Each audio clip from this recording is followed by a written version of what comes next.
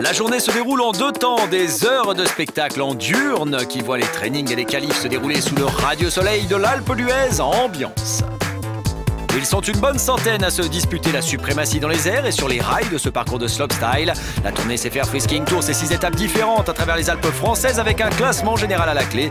L'an passé, c'est Aurel Fournier, le Clusacien, qui l'a emporté au terme de la tournée. Cette année, le dossard rouge navigue des épaules de Samuel Favret après l'étape inaugurale à Val Thorens, mais qui sur blessure est out.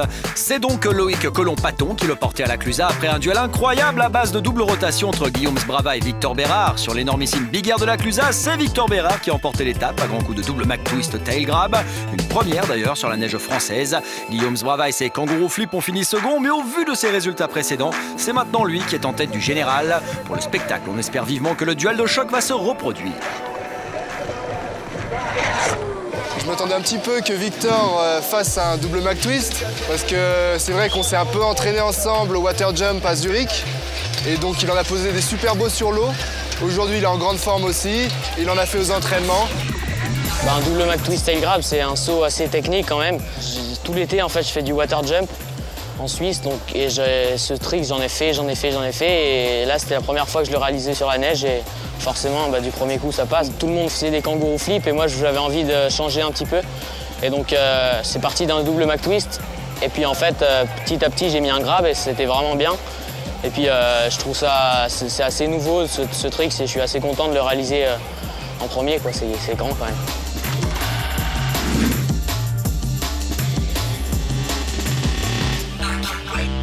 Une double rotation comme un kangourou ou un double twist, c'est peut-être plus facile qu'un switch 1080. Mais par contre, de mettre un certain style dans un kangourou flip comme ça, avec un gros grab, avec une certaine maîtrise, avec du style, je pense que c'est plus dur. Les juges, ce qu'ils veulent, eux, c'est des sauts propres, bien plaqués, bien grabés. Donc que ça soit un switch 1080 ou une double rotation, ça sera toujours le plus stylé, le plus propre. D'avoir le dossard rouge sur mes épaules, ça me met pas forcément plus de pression. Je le prends de la même façon, mais c'est quand même un petit avantage, je pense.